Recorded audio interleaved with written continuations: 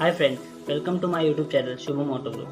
Our today's topic is to learn or by head the technique to remember Japanese fires word. Japanese word से fires process लोगों को explain करने को आता है, बट हम उनको पूछा जाए कि फायर्स वर्ड बताए, जैसे कि सेरी, सिप्सॉन, शिप्सुके एंड एक्सेट्रा, तो याद नहीं रख पाते।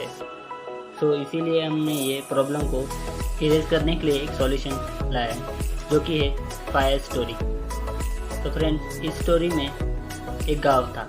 उस गांव में एक रिया नाम की लड़की रहती थी।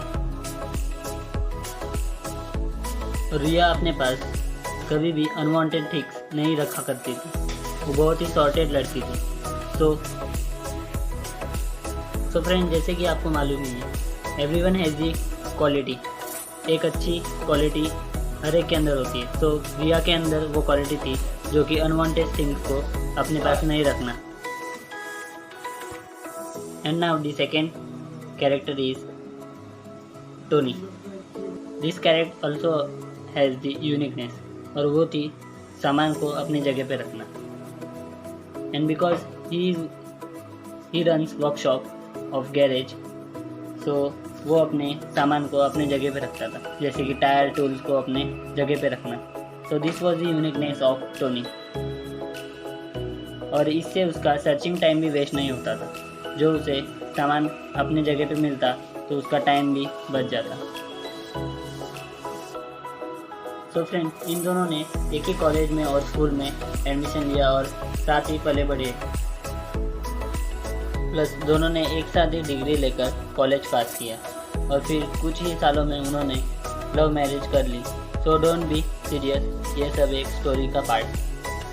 तो फ्रेंड्स, आगे बढ़ते अपनी स्टोरी में। तो फ्रेंड्स, मैरिज के बाद रिया को अपनी मम्मी की प्लेस पर मदर इन लॉ मीन्स सासू, जो हम मराठी में बोलते हैं, वो मिली। और ऐसा समझ लो कि क्लीनिनेस इनकी हैबिट थी। उन्हें चाहे घर की एरिया हो या बाहर का एरिया हो, सब क्लीन करना बहुत पसंद था। और जब अब रिया आ गई है तो उसे घर के अंदर का काम दिया गया, और जो सासू है वो बाहर का काम मीन्स क्लीननेस करती थी। So friends, means mother in law को बाहर का काम यानी ड्यूटी शाइन करना और स्वाइप करना था। इसी घर में रिया को एक फादर इन लॉ मीन्स सासरे मिले। हम मराठी में उन्हें सासरे बोलते हैं, जो कि बहुत ही स्ट्रिक्ट और एक मिलिट्री ऑफिसर रिटायर्ड थे। सो फ्रेंड्स, जैसे कि आप जानते हैं कि वो एक रिटायर्ड मिलिट्री ऑफिसर थे, तो उनके पास बहुत ही सालों का एक्सपीरियंस था। सही या गलत यह उनको बहुत अच्छे से समझ में आता था, और वो सबको यही ज्ञान देते थे। प्लस उनमें एक पॉजिटिव पॉइंट था कि अगर सामने वाला इंसान अच्छा काम करता हो तो उसे वो चॉकलेट देते थे, और अगर वो बुरा काम कर रहा हो तो उसे स्टिक से समझाते थे। तो फ्रेंड्स, ये उनका एक स्टैंडर्ड था कि अगर कोई अच्छा काम कर रहा हो तो उसे टॉफी दे दे, या फिर कोई गलत काम कर रहा हो तो उसे स्टिक से समझाते। और ये ही उनकी यूनिकनेस थी। तो कुछ दिनों के बाद इस फैमिली में 2 ट्विन्स आते हैं, जो कि एक लड़का और एक लड़की थी। दोनों का नाम सुरेखा प्लस किरण था। जैसे जैसे सुरेखा और किरण बड़े होते गए, उनमें अपने माँ बाप और दादा दादी की क्वालिटीज़ आने लगी, और मैक्सिमम टाइम वो उनके ही साथ बिताते थे। तो उनके अंदर उनकी ही क्वालिटी आ गई। तो फ्रेंड्स, हम कहते हैं ना कि जिसके साथ हम रहते हैं उसकी क्वालिटीज़ हमारे अंदर आ जाती है, संस्कार भी आ जाते हैं। तो वैसे वैसे सुरेखा और किरण के अंदर उनके माँ बाप, दादी दादा के क्वालिटीज़ आने लगी, और दोनों बच्चे और फैमिली मेम्बर की क्वालिटीज़ आपस में मिल गई, और दोनों बच्चे डिसिप्लिन में रहने लगे, और उनकी फैमिली भी पूरी डिसिप्लिन हो गई। तो फ्रेंड्स, ये पूरी फैमिली एक डिसिप्लिन फैमिली। स्टोरी के अंदर हमने टोटल 5 कैरेक्टर देखे।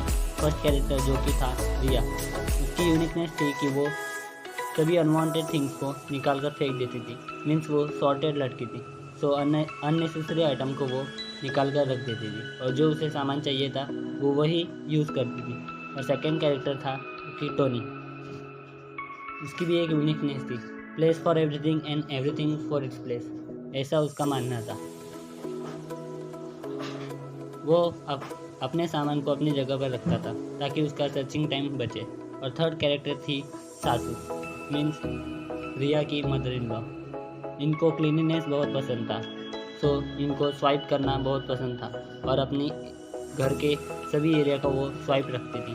और फोर्थ कैरेक्टर था वो की सासरे, जो रिया के फादर इन लॉ थे और इनकी यूनिकनेस थी, इनकी एक अच्छी खास बात थी वो की थी स्टैंडर्डाइजेशन। कोई अगर अच्छा काम करता है तो उसे चॉकलेट या टॉफ़ी देना, और कोई अगर बुरा काम करता हो तो उसे स्टिक दिखाकर सही रास्ता दिखाना।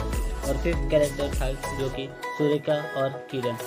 इनमें सभी क्वालिटीज़ थी, जैसे कि discipline, sorting, place for everything for इस प्लेस, और सासू की स्वाइपनेस और सासरे की स्टैंडर्डाइजेशन, सब मिलाकर उनमें एक डिसिप्लिन था। लेकिन इस स्टोरी का और जापानीज वर्ड का क्या रिलेशन है ये देखते हैं। जापानीज वर्ड्स कौन से हैं? सेरी, सित्सोन, सेसु, सित्सुके। सो फ्रेंड्स, इन पांचों शब्दों में आपको एक कॉमन दिखेगा, वो है एसीआई। आप देखो, ध्यान से देखो, सी ये कॉमन है। और हमारी स्टोरी के अंदर जो कैरेक्टर थे उनका नाम था सेरी का रिया, सितोन का टोनी, सेसु का सासू, और सुकेत्सु का सासरे, और सुकेत्सु का और शित्सुके का सुरेखा प्लस किरण। और आपको याद क्या रखना है? स्टोरी के कैरेक्टर और उनके यूनिकनेस। अगर यूनिकनेस याद रखेंगे तो आपको जापानीज वर्ड का मतलब क्या है ये भी आपको याद रख पाओगे। सो फ्रेंड्स, या स्टोरीच्या सहाय्याने तुम्ही जापानीज वर्डला काय म्हणतात व यांचे स्पष्टीकरण बायहार्ट करू शकता। Thank you friends. जर तुम्हाला व्हिडिओ आवडला असेल किंवा तुम्हाला कंटेंट आवडला असेल तर माझ्या चॅनलला लाईक, सबस्क्राईब आणि शेअर करा. Thank you friends.